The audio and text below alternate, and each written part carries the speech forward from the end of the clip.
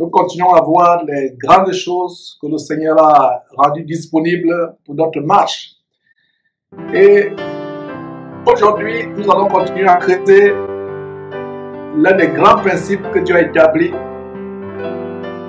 non seulement à travers Jésus-Christ, mais à travers la nature humaine, comment Dieu, en créant l'homme, l'a créé avec l'habilité de choisir la voie qui lui plaît.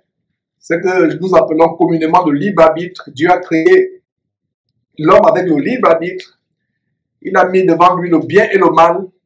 Il a dit, voici, je mets devant toi le bien et le mal. Choisis le bien et tu vivras éternellement. Mais si tu choisis le mal, tu auras la ruine éternelle.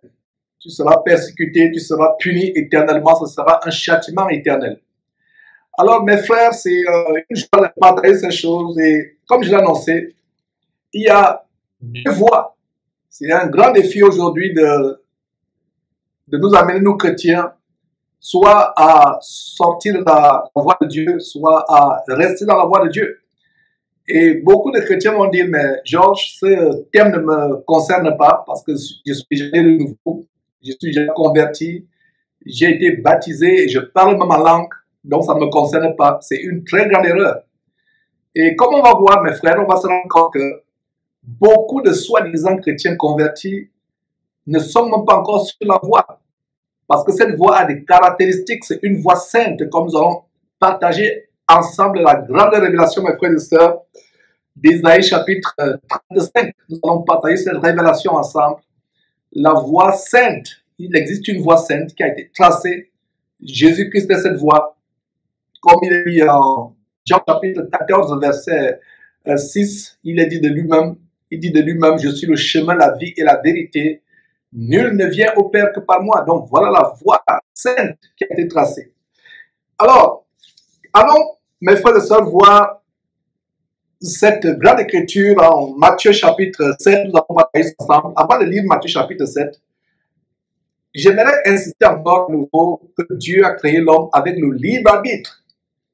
De toutes les créatures vivantes sur terre, les animaux, les reptiles, les oiseaux, les poissons et même les arbres, les créatures obéissent instinctivement.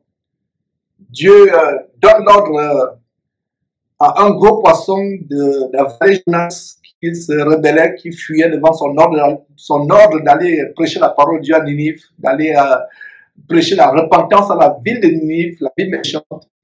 Jonas se rebelle, Dieu dit au poisson, avale Jonas, le poisson obéit instantanément.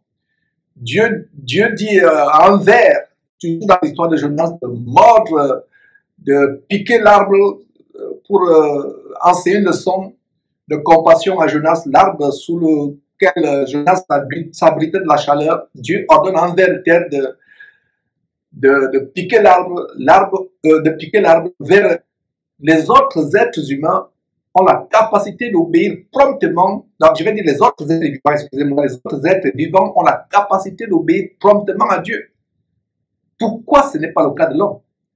Parce que Dieu a fait l'homme à son image, comme on l'a vu il y a quelques jours. L'image de Dieu, vous pouvez la découvrir en Jean chapitre 4, verset 24. L'image de Dieu, c'est le Saint-Esprit. Dieu créait l'homme à son image. Et il a créé l'homme pour que l'homme ne soit pas un robot, pour que l'homme n'obéisse pas instinctivement comme les animaux, les poissons ou les oiseaux le feraient. Par exemple, Dieu ordonne à un corbeau d'aller nourrir Élie, d'apporter le pain et de la viande à Élie, l'oiseau obéit.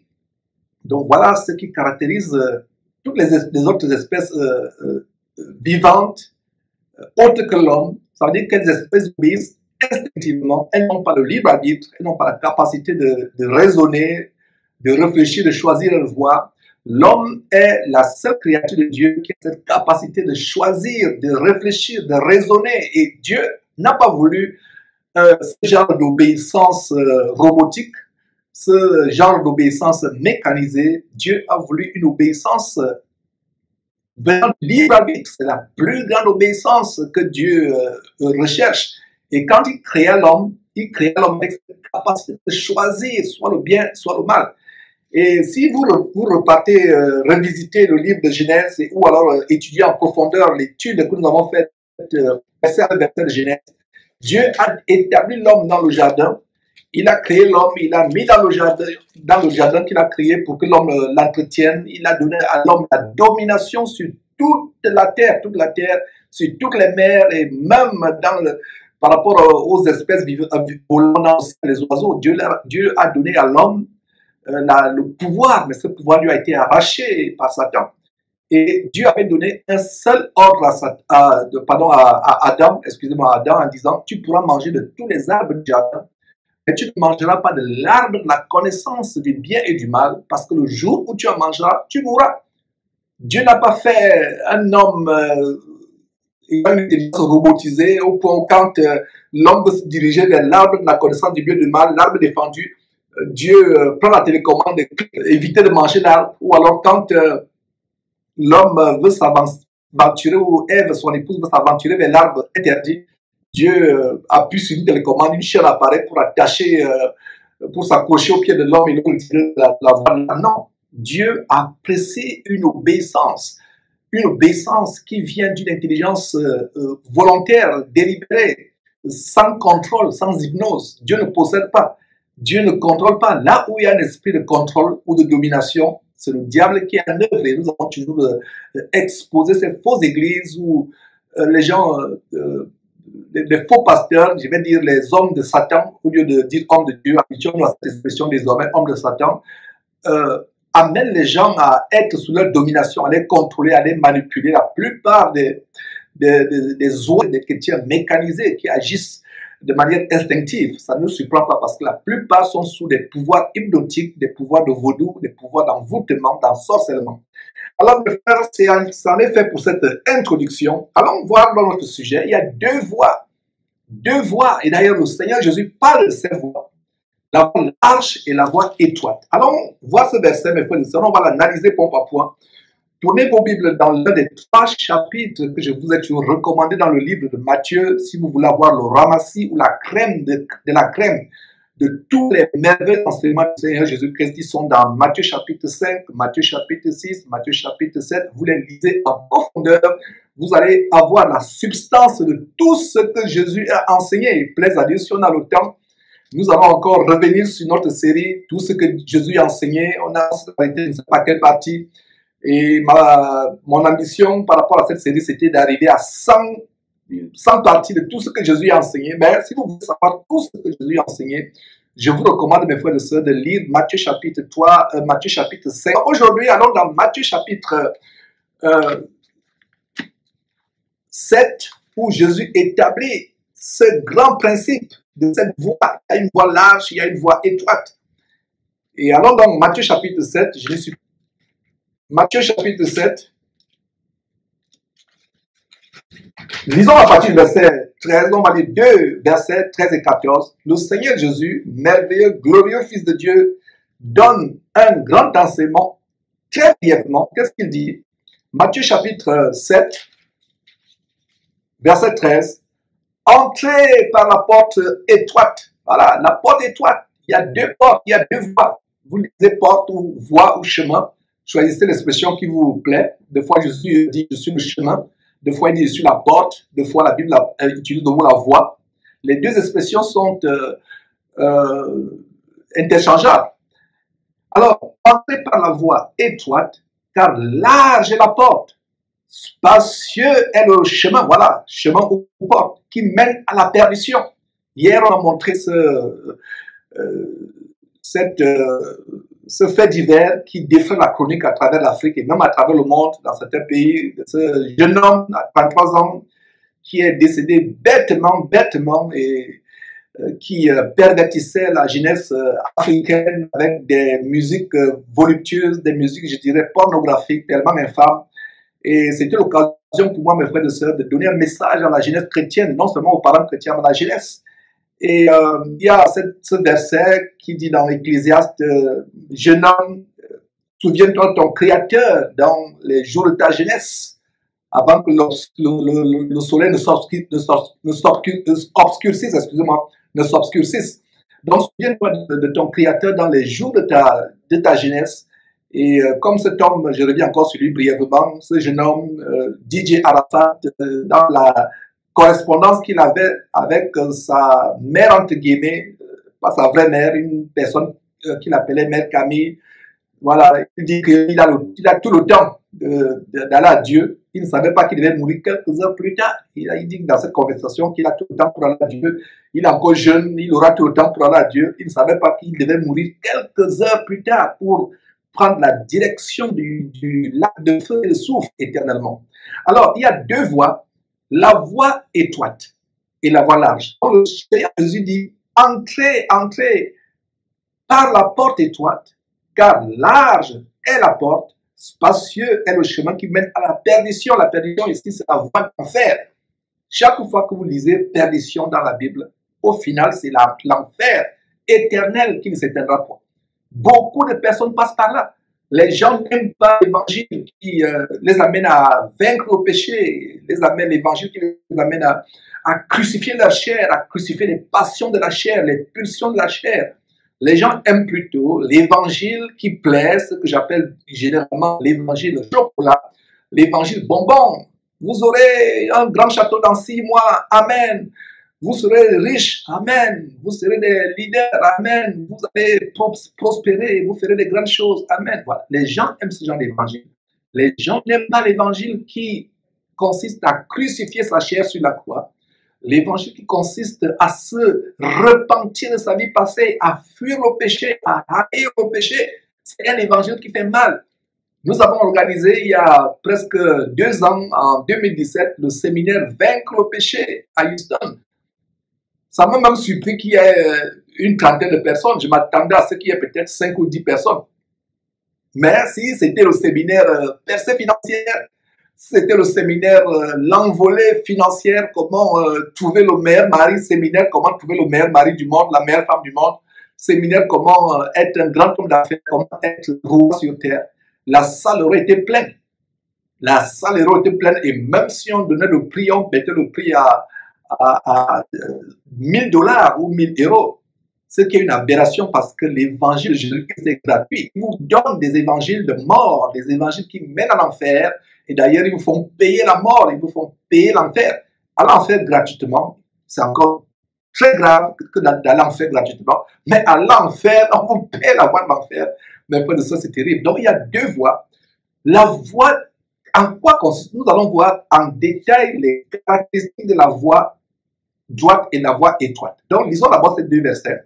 Donc, le Seigneur Jésus dit, entrez par la voie étroite, car large est la porte, spacieux est le chemin qui mène à quoi? À la perdition, perdition ou enfer. Mais, chaque fois que vous voyez dans la Bible un verset qui commence par mais, c'est en diamétrale opposition de ce qu'on vient de lire. C'est totalement opposé de ce qu'on vient de lire. Donc, contrairement à ce chemin étroit, contrairement à ce chemin, contrairement à ce chemin large qui mène à la perdition, il y a verset 14, mais étroite est la porte, resserré est le chemin qui mène à la vie, il y a peu qui les trouvent. Qu'est-ce que vous observez dans ces 2 versets? Par rapport à la porte large, vous n'avez même pas besoin de trouver. Même un aveugle qui passe. Regardez. Mais par rapport à la porte étroite, resserrée, vous ne la voyez même pas. Vous avez des problèmes pour la trouver. Est-ce que vous voyez? Par rapport à la porte large, le Seigneur Jésus ne dit pas au verset 13 que par rapport à la porte large, beaucoup sont ceux qui les trouvent. Non. Il dit, beaucoup sont ceux qui passent par là. Ça veut dire quoi? Ça veut dire que vous n'avez pas besoin de la trouver. Elle est là partout. Les musiques mondaines, la sexualité, le mensonge, le vol, cette voix est là, elle est partout. La haine, le manque de pardon, la convoitise, la jalousie, la gourmandise, l'hypocrisie, cette voix large est partout. C'est une voie facile à trouver. Est-ce que vous comprenez très bien, mes frères et sœurs? La voie large, vous n'avez pas à la trouver. Vous passez seulement. Même un aveugle qui ne la voit pas passe. Tout le monde passe. Tout le monde passe par cette voie. Même les enfants, les vieillards. Tout le monde passe par la voie. Voilà la première caractéristique de la voie étroite. Disons, commençons d'abord par la voie étroite. La première caractéristique de la voie étroite, ça veut dire que il n'y a pas d'effort à faire pour la trouver. Cette voie est là. Le sexe sur Internet, la pornographie, la musique mondiale à la télévision, les musiques qui passent à la radio, les collègues qui s'habillent de manière voluptueuse pour vous séduire. Et si vous ne tombez pas la séduction, voilà la voie. Ça mène à la perdition. Le mensonge, la convoitise, le vol, le meurtre, la haine, l'adultère, mes frères et sœurs, l'inceste, les sacrifices humains, les meurtres rituels, les sectes sataniques. La voie est large. La voie est large. Les passions de la jeunesse, la voie est large. Elle est là. Et beaucoup passent par là sans la trouver. Même un aveugle y passerait. Mais regardez à l'opposé de la voie large où tout le monde passe sans même la trouver parce qu'elle est là partout. C'est une voie qui a plusieurs avenues. Une avenue s'appelle mensonge, une avenue s'appelle pornographie. Le tard dans la nuit, vous allez vous branler devant votre ordinateur, devant un téléviseur en train de regarder des films érotiques. Vous vous masturbez, voilà une voie. Vous mentez à votre employeur, vous mentez à ceci ou cela, voilà une autre voie. Vous faites le faux, voilà une autre voie. Vous avez des mauvaises pensées, voilà une autre voie. Vous ne voulez pas pardonner à vos ennemis, voilà une autre voie. Cette voie est rue. Ici aux États-Unis, il y a tellement des axes lourds et à deux sens. Et une rue peut avoir 6 à 7 lignes où les voitures circulent. Donc c'est ça, une ligne c'est le mensonge, une ligne, donc large la voie, la porte, large la voie qui mène à la perdition. C'est comme l'autoroute ici aux États-Unis qui a des voies. Une voie c'est le vol, une autre voie c'est le mensonge, une autre voie c'est l'adultère, une autre voie c'est... Donc vous allez sur cette voie, chacun, vous passez par là, vous n'avez pas besoin de chercher, vous passez par là, d'autres même passent par cette voie sans savoir même qu'ils sont sur cette voie. Est-ce que vous voyez mes frères et sœurs? Beaucoup sont sur cette voie sans s'en rendre compte. Ils sont sur cette voie, ils naviguent. Et on parle aujourd'hui d'Internet, les boulevards de la communication. Oh là là, ça c'est même encore plus grave sur Internet. C'est facile de naviguer sur cette voie. Aller de compte Facebook, voir des choses insensées, des blagues sur WhatsApp. WhatsApp ou Facebook pour le chrétien, ça doit être uniquement pour la gloire de Dieu. Ce n'est pas pour aller suivre des blagues. Ce n'est pas pour aller vous branler. Ce n'est pas pour aller faire des choses terribles. Pour aller chercher des copains et des copines. Pour aller draguer ou vous faire draguer. Ce n'est pas ça WhatsApp pour le chrétien. Facebook, oh là là, une autre voie large. Vous n'avez même pas besoin de la trouver. Beaucoup passent par là. Tellement de voies qui mènent à l'enfer, à la perdition. Vous n'avez pas besoin de la chercher, vous n'avez pas besoin de la trouver. Elles sont là, elles sont là. Même l'air que vous respirez, vous vous retrouvez dans une boîte de nuit, c'est une voie. Vous vous retrouvez en train d'écouter les mauvaises choses à la télévision, en train de suivre les séries amoureuses à la télévision, c'est une autre voie. En train d'écouter les musiques mondaines, c'est une autre voie. Beaucoup de voies mènent à la perdition. Dans quelle voie veux-tu être, mon frère de pasteur, à partir d'aujourd'hui? Dans quelle voie? Alors, regardons la voie étroite, verset 14. Mais étroite est la porte, resserrez le chemin qui mène à la vie. Peu sont ceux qui passent par là, c'est ce que vous avez lu. Non, non, non, non. Pour la voie étroite, le Seigneur ne dit pas que peu sont ceux qui passent par là. Pour la voie large, beaucoup sont ceux qui passent par là, ils n'ont pas besoin de la trouver. Mais pour la voie étroite, verset 14, le chemin resserré, le Seigneur Jésus ne dit pas que peu sont ceux qui passent par là. Non. Il dit peu sont ceux qui les trouvent. Donc, avant même de passer par là, il faut d'abord trouver. Et même si vous l'avez trouvé, il est difficile de passer par là. Je reprends pour ceux qui sont lents à comprendre.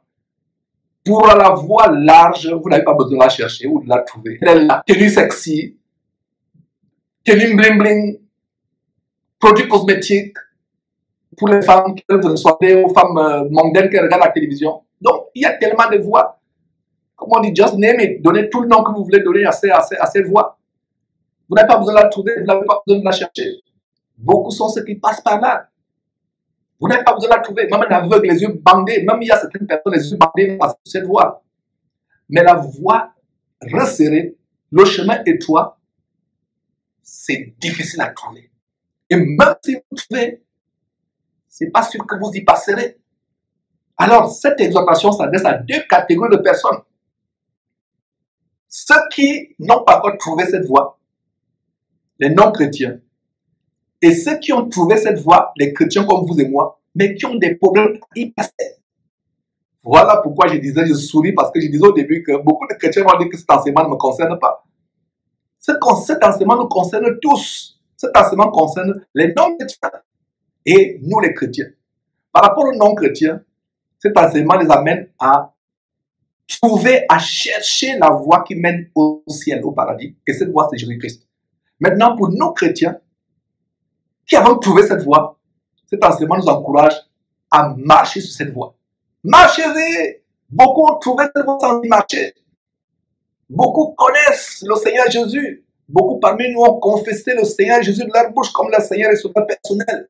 Beaucoup parmi nous ont eu la foi. Pourquoi la Bible dit que certains chrétiens, dans la fin des temps, feront naufrage par rapport à la foi? Pourquoi la prophétie de la fin des temps du Saint-Esprit dit, dans les derniers temps, quelques-uns abandonneront la foi? Vous ne pouvez pas abandonner ce que vous n'avez jamais possédé. Pour abandonner votre chemise ou votre portable quelque part, il a fallu d'abord que vous ayez ce portable, n'est-ce pas? Que vous ayez cette chemise ou ce cahier ou ce livre. Alors, quelques-uns abandonneront la foi, c'est-à-dire ceux qui ont trouvé le chemin. Parce qu'il y a deux catégories de personnes sur la terre. Ceux qui n'ont jamais trouvé ce chemin. Le chemin étroit. Musulmans, catholiques, bouddhistes, peu importe, ceux qui sont dans les fausses religions chrétiennes, qui pensent qu'ils sont chrétiens, ne sont pas chrétiens. C'est ceux qui n'ont jamais trouvé la voie. Parce que la voie qui mène à Dieu, ce n'est pas Marie, ce n'est pas Bouddha, ce n'est pas Mohamed, c'est Jésus-Christ et Jésus-Christ seul, n'est-ce pas? Alors, cet enseignement s'adresse à deux catégories de personnes. Les non-chrétiens, ou alors ceux qui pensent qu'ils sont chrétiens, mais qui ne sont pas chrétiens aux yeux de Dieu, qui doivent savoir que la seule voie, c'est Jésus-Christ. Maintenant, cet enseignement s'adresse aussi à nous, vous et moi, qui avons trouvé, mais qui n'y marchent pas. Parce que le Seigneur Jésus dit, par rapport à la voie étroite, la voie resserrée, il y a deux choses. Il faut d'abord trouver. Tu peux trouver sans y marcher. Beaucoup de personnes ont contemplé le royaume des cieux, mais ne pourront pas y entrer. J'étais sur la route pour le ciel, mais vraiment, je ne peux pas y entrer. Pourquoi tu ne peux pas y entrer, mon frère, ma soeur? Parce que tu as fait marche arrière. La Bible parle des frères et sœurs qui ont fait naufrage par rapport à la foi. Ils marchaient sur la voie. Ils ont été distraits, ils sont sortis de la voie. Et nous allons voir une très grande révélation, mes frères et sœurs, dans le livre de Genèse. Pas dans le livre de Genèse. J'ai tellement passé le temps dans ce livre que j'aime ce livre, mais ce n'est pas Genèse, c'est Ésaïe, mes frères et sœurs. Nous allons voir une très grande révélation dans Ésaïe. J'espère que vous avez bien compris les deux voies de Matthieu chapitre 7. Ces deux voies ne vous étaient pas très bien expliquées. J'espère que par la vertu du Saint-Esprit, Dieu vous ouvre les intelligences pour comprendre que la voie étroite, la voie resserrée, c'est difficile à trouver. Pour la trouver, donc il y a même deux étapes qui sont difficiles. Un, difficile de trouver. Deux, difficile d'y marcher.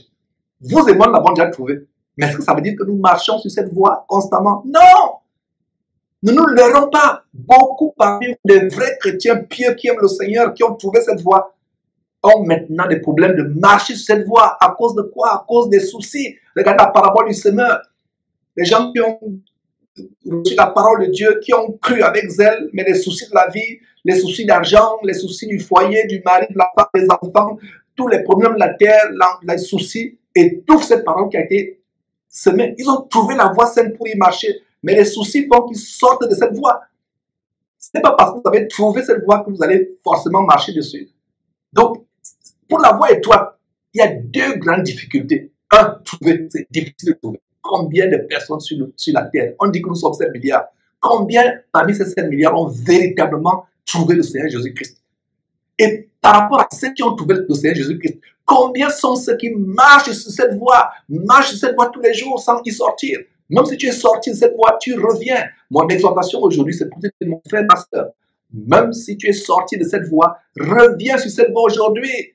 Demande pardon à Dieu de ce que tu es sorti de cette voie et reviens sur cette voie. Marche sur cette voie. Il y aura des distractions de part et d'autre. D'un côté ou de l'autre de cette voie, il y a des broussailles, il y a des animaux qui sont là, ils vont te siffler, ils vont te distraire, ils vont dire, hey, mon ami, viens nous rejoindre ici, ne sors pas de cette voie, continue, cette voie, à un moment tu seras fatigué, à un moment tu vas trouver que c'est pénible, peut-être tu es seul, tu n'as pas de frères avec qui tu communiques, tu vas trouver que c'est seul, c'est difficile d'être seul, tu vas vouloir faire marche arrière. Continue sur cette voie. Mes frères et sœurs, la voie sainte, Jésus est venu établir cette voie. Voilà, lisons rapidement Luc chapitre 13, verset 24 qui dit « Efforcez-vous d'entrer par la porte étroite. » Voilà maintenant ce que je vous disais. Une fois que vous avez trouvé, ce n'est pas forcément à dire que vous allez y entrer. C'est difficile, c'est pour ça qu'il y a un effort. Regardez comment les deux passages, Matthieu chapitre 7, verset 13 et 14, qui montrent deux voies, la voie large, oh là là, c'est facile d'y passer, vous n'avez même pas besoin de trouver, même les yeux bandés. Maintenant, la voie, c'est pas une voie large, mais la voie étroite qui mène au paradis, non seulement c'est difficile de trouver, mais une fois que vous avez trouvé cette voie, efforcez-vous, ce n'est pas facile, ce n'est pas parce que vous avez trouvé, ce n'est pas parce que vous l'avez trouvé que vous allez y marcher ou y entrer facilement. C'est pour cela que Jésus revient encore dans Luc chapitre 13, verset 24. Notez ce verset s'il vous plaît. Efforcez-vous, c'est un effort. L'apôtre Paul disait, je traite durement mon corps, je le tiens assujetti. Quand la tentation vient, cette tentation d'aller tromper ta femme ou de faire le sexe avant le mariage ou de faire le sexe avec ton fiancé ou ta copine alors que vous n'êtes même pas encore marié, viens, résiste, efforce-toi, c'est un effort. Tu te fais violence. La Bible dit le royaume de Dieu, ce sont les violents qui s'en emparent. C'est violence sur ta chair. Pas la violence physique de commencer à tuer les gens à gauche à droite comme Al-Qaïda. Non, c'est la violence contre tes pulsions charnelles. Crucifier la chair, ça fait mal. Crucifier la chair, c'est forcé. Donc regardez Luc chapitre 13, verset 24. Efforcez-vous d'entrer par la porte étroite. Quand je vous dis, beaucoup cherchent à entrer et ne le pourront pas. C'est ce que je vous expliquais. Vous pouvez la voir. D'abord, pour la trouver, c'est difficile. Mais une fois que tu l'as trouvée, beaucoup vont chercher à y entrer, mais ne pourront pas. Ne pourront pas à cause de quoi?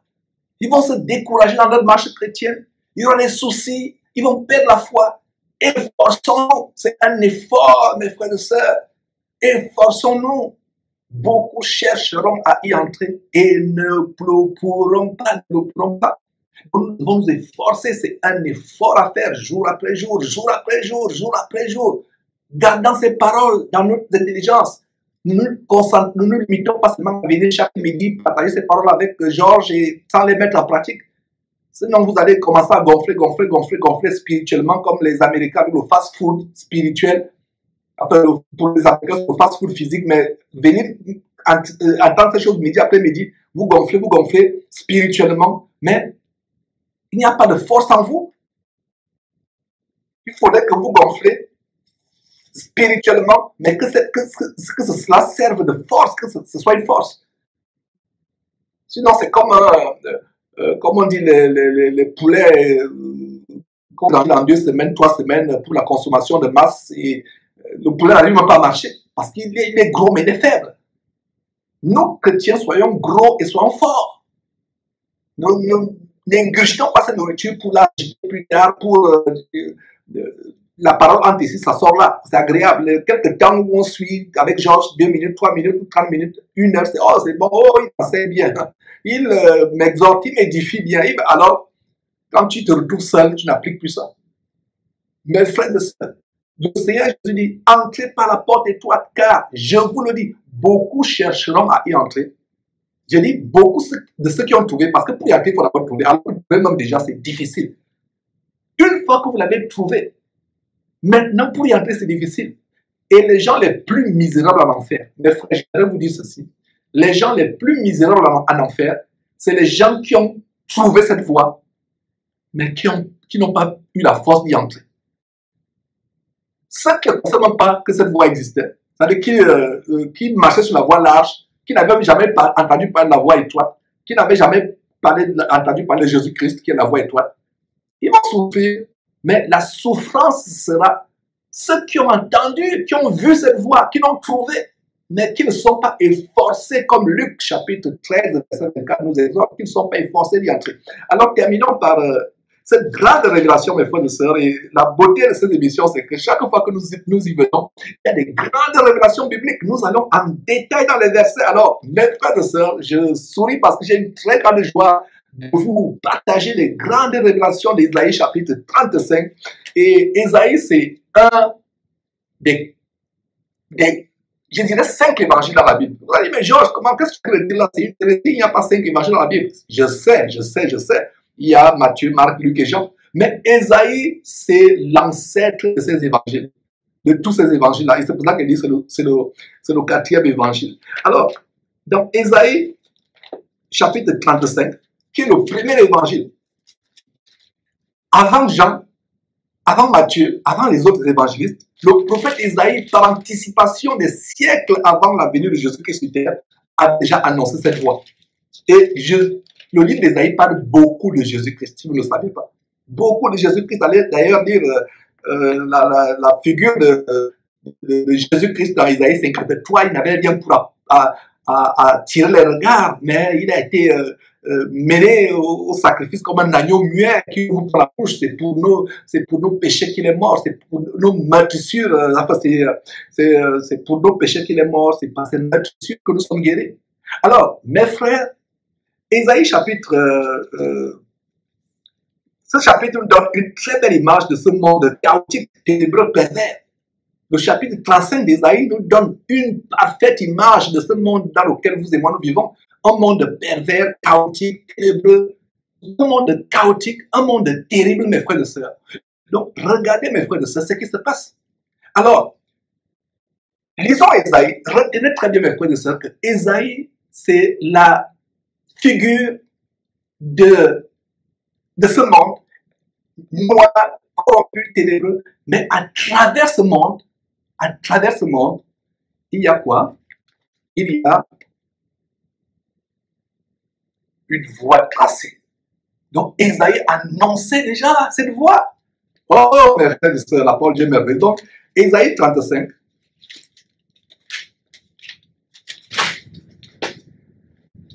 Lisons, faisons attentivement à cette voie, à cette route, au verset 8. Mais lisons le contexte rapidement. Alors, Ésaïe,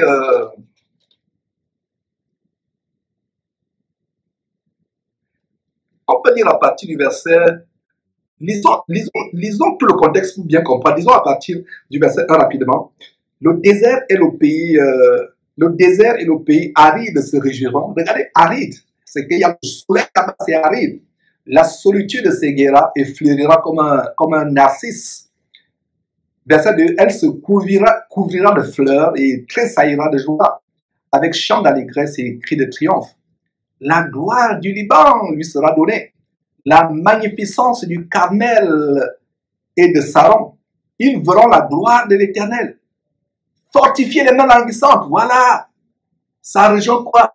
Ça rejoint ce qu'on a vu en Luc. Beaucoup voudront entrer, mais ils ne pourront pas parce qu'ils ont été affaiblis. Ils ont faibli dans leur voie, dans leur foi. C'est pour cela que le verset 3 dit, 35, fortifiez les mains languissantes, affermissez les genoux qui chancellent. C'est pour cela que mon travail derrière Jésus-Christ TV, c'est de nous fortifier, non seulement vous et moi. Parce que quand je vous fortifie, moi aussi je me fortifie. Donc mon travail sur Jésus-Christ TV, c'est de nous fortifier ceux qui ont quoi? Verset 3, les mains languissantes. D'affermir quoi? Les genoux qui font quoi? Qui chancellent. Vous ne pouvez plus marcher, vous êtes fatigué par les soucis du monde. Les genoux chancellent. Nous nous fortifions. Ésaïe parle de ces choses. Parce que le Seigneur Jésus dit que beaucoup de ceux qui ont trouvé cette voie, ce chemin étroit, ne pourront pas entrer. C'est tout là qu'il est dit. Efforcez-vous d'entrer. Voilà. Verset 4. Dites à ceux qui ont le cœur troublé, prenez courage. Voilà le travail que nous faisons. Nous venons tous les jours dire à ceux qui ont le cœur troublé, mon frère, ma soeur, ne sois pas troublé. Prends courage, ne craignez point. Voici votre Dieu. La vengeance viendra, la rétribution de Dieu. Il viendra lui-même et vous sauvera. Verset 5. Alors s'ouvriront les yeux des aveugles, s'ouvriront les oreilles des sourds. Alors le boiteux sautera comme un cerf. Imaginez-vous le boiteux qui saute en Actes chapitre 4 dans le temple. La puissance au nom de Jésus-Christ administrée par Pierre. Lève-toi au nom de Jésus-Christ. Je n'ai ni or ni argent, mais ce que j'ai au nom de Jésus-Christ, lève-toi et marche. Le boiteux commence à sauter. Voilà d'où ça vient, mes frères et sœurs. Voilà d'où ça vient. Dites à ceux qui ont le cœur troublé, prenez courage, ne craignez point. Voici votre Dieu, la vengeance viendra. La rétribution de Dieu, il viendra lui-même et vous sauvera. Alors s'ouvriront les yeux des aveugles, les yeux des aveugles. Voilà. Alors le boiteux sautera comme un cerf, il bondira, et la langue du muet éclatera de joie, et les eaux jailliront, et des eaux jailliront dans le désert, et les ruisseaux dans la solitude. Le mirage, voilà, verset 7, le mirage se changera en étang, et la terre desséchée en source d'eau, dans le repère qui servait de gîte aux chacals, croîtront des roseaux et des joncs. Verset 8, et regardez, au milieu des chacals, au milieu des joncs, c'est la figure de tout ce qui est ténébreux dans ce monde, de tout ce qui est les soucis, les persécutions, les choses mauvaises, les ennemis, les sorciers, les marabouts qui veulent nous tuer, les démons, tout ça. C'est voilà l'image des chacals, les soucis, tout ce qui veut nous distraire, les choses mondaines, les distractions de la vie, c'est ça, chacal, repère de gîte au chacal, roseaux et les gens, tout ça. Mais, verset 8, c'est là où je voulais nous amener. Il y aura un chemin frayé, une route qu'on appellera la voie sainte. Nul impur n'y passera. Elle sera pour eux seuls, ceux qui la suivront, même les insensés ne pourront se garer. Voilà la grande révélation de cette voie. Une voie sainte, verset 8. Ésaïe chapitre 35, verset 8. Voici la révélation. Il y aura là un chemin frayé, une route où qu'on appellera la voie sainte. Nul impur n'y entrera. Nul impur. Si tu n'aimes pas la sanctification, tu as trouvé cette voie, tu as entendu parler du Seigneur Jésus-Christ. Mais si tu n'aimes pas l'évangile de sanctification, l'évangile de la repentance 24 heures sur 24 heures, nul impur n'y entrera. Nul impur n'ira au ciel. Nul impur n'y entrera. Elle sera pour eux ceux qui la suivront, ceux qui s'efforcent de route. Tu ne pourras pas t'égarer. Lisez très ce verset. Donc, mon frère, ma soeur, tu as été insensé en sortant de cette voie. Pour toi qui n'as jamais connu cette voie, qui la découvre par exemple en suivant par hasard cette émission, il n'y a pas de hasard avec Dieu. Nous allons te montrer davantage cette voie. Suis la voie. Maintenant, pour toi qui as trouvé cette voie, mais qui a du mal à marcher sur cette voie à cause de tes impuretés, non seulement physiques, mais mentales, les mauvaises pensées, la fornication, le vol, les mauvaises paroles qui sortent de ta bouche, tu as du mal à marcher. Purifie-toi. La Bible dit, les insensés qui sont écartés de cette voie, quand ils reviennent de cette voie, personne ne pourra plus s'égarer. Donc voilà mes frères et sœurs, quelle voie voulais-tu choisir? La voie étroite. La voie étroite qui est difficile à trouver. Et non seulement vous l'avez trouvée, qui est difficile à y marcher. La voie de la crucifixion de notre chair, de notre ego, de nos pulsions charnelles, de nos passions de la terre, de nos envies, de nos ambitions. Quelle voie voulais-tu emprunter? La voie large, cette voie qui a plusieurs lignes. Telle ligne étant le mensonge, telle ligne étant le vol, la concupiscence, les péchés, c'est toute la souillure possible. Quelle voie, mon frère, ma soeur, voulais-tu choisir? Le choix est à toi, c'est toi la réponse. Et la réponse dans ton cœur. Mais pas de faire, vous connaissez la vérité vous affranchira. Bye bye.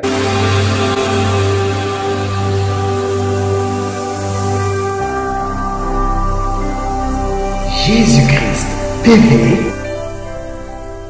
vous connaîtrez la vérité et la vérité vous affranchira.